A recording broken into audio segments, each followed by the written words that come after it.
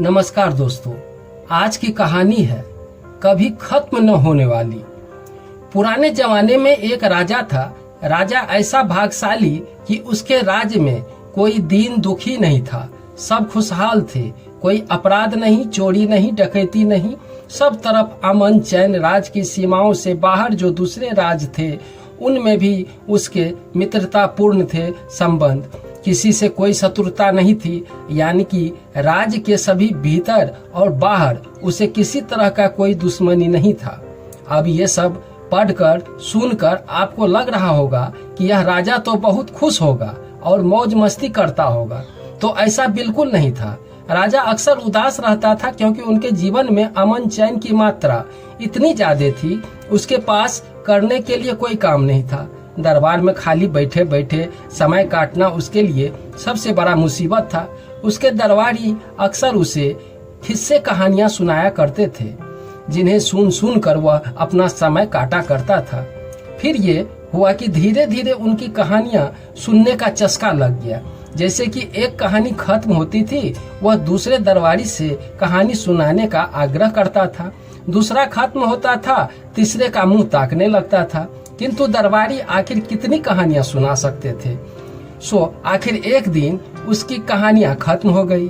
अब तो राजा बड़ा परेशान, उसका समय काटे न कटे। अब भीतर दरबारी उनके लिए छोटी मोटी कहानियां बनाकर लाते और सुनाते, किंतु उनसे उसका जीवन भरता नहीं था। उसकी कहानी सुनने के प्यास और बढ़ती जा रही थी। वह चाहता था कि कोई उसे ऐसी कहानी सुनाए, इतनी लंबी कहानी सुनाए कि जिसे उसका सुनकर जी भर जाए। आखिर जब उसे अपने दरबार में कोई ऐसा कहानी सुनाने वाला नहीं मिला, तब एक दिन उसने राजभर में मुनादी करवा दी कि जो भी उसे खूब लंबी कहानी सुनाएगा, जिसे सुनकर उनकी कहानियां सुनने की प्यास बुझ जाएगी, तो उसके साथ वह अपनी बेटी अर्थात राजकुमारी का विवाह कर देगा और अपना उत्तराधिकारी भी बना देगा।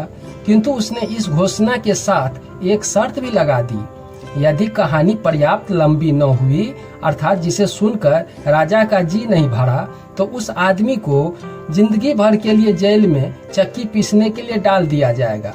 राजा की बेटी बहुत सुंदर थी। कहानी सुनाने के पुरस्कार के रूप में उसे विवाह की बात सुनकर कई लोग के मन में लालच पैदा हो गया, किंतु असफल होने पर जेल जाने की शर्त सुनकर मन में मसोर कर रह जाते थे।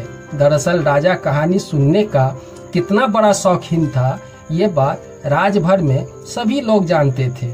उसका जी भरना कोई आसान काम नहीं था। बड़ी हिम्मत करके एक आदमी सामने आया। उसने राजा को कहानी सुनाना शुरू किया। उसकी कहानी 3 महीने तक चली। राजा बड़े चाव से सुनता रहा, लेकिन आखिरकार एक दिन उसकी काल्पनिक शक्ति ने जवाब देना शुरू कर दिया। वह कहानी को आगे बढ़ाने में असमर्थ हो गया। शर्त के मुताबिक राजा ने उसे जेल में डलवा दिया। राजा फिर उदास रहने लगा। कहानी सुने बिना उनका मन नहीं लगता था, किंतु जेल जाने के डर से कोई भी उसे कहानी सुनाने को आगे नहीं आता था। उसी राज्य में एक बुद्धिमान और साहसी युवक रहता था। वह मन ही मन राजा की बेटी से प्रेम करता था और उसे विवाह करना चाहता था। उसके कानों तक जब राजा की घोषणा पहुंची, तो वह अपनी किस्मत आजमाने के लिए दरबार में पहुंच गया। उसने राजा से कहा, महाराज, क्या ये सच है कि सबसे लंबी कहानी सुनाने वाले से आप राजकुमारी का विवाह कर देंगे? राजा ने बोला, बिल्कुल सच है, किंतु असफल होने पर तुम्हें जिंदगी भर के लिए जेल में चक्की पीसना पड़ेगा। ये भी सच है। युवक बोला, मुझे शर्त मंजूर है महाराज। मैं आपको अपनी कहानी सुनाना चाहता हूँ, जो एक बार एक मध्य प्रदेश में हुई टिड्डी दल के आक्रमण से संबंधित है।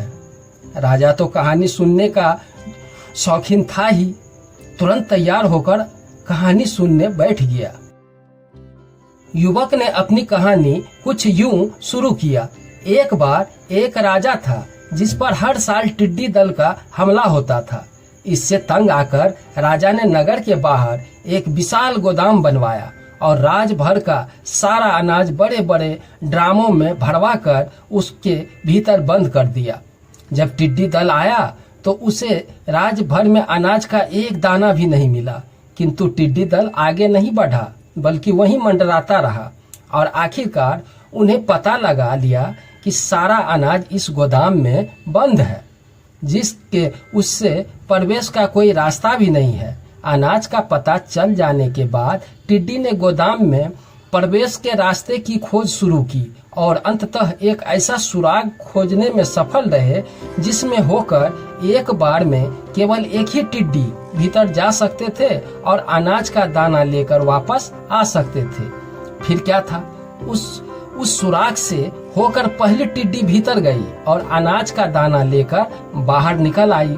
फिर दूसरी टिड्डी भीतर गई और अनाज का दाना लेकर बाहर निकल गई। पर बस एक ही लाइन कहता जा रहा था। इसी तरह महीना बीत गया, 6 महीने हो गए, साल बीत गए, 2 साल हो गए।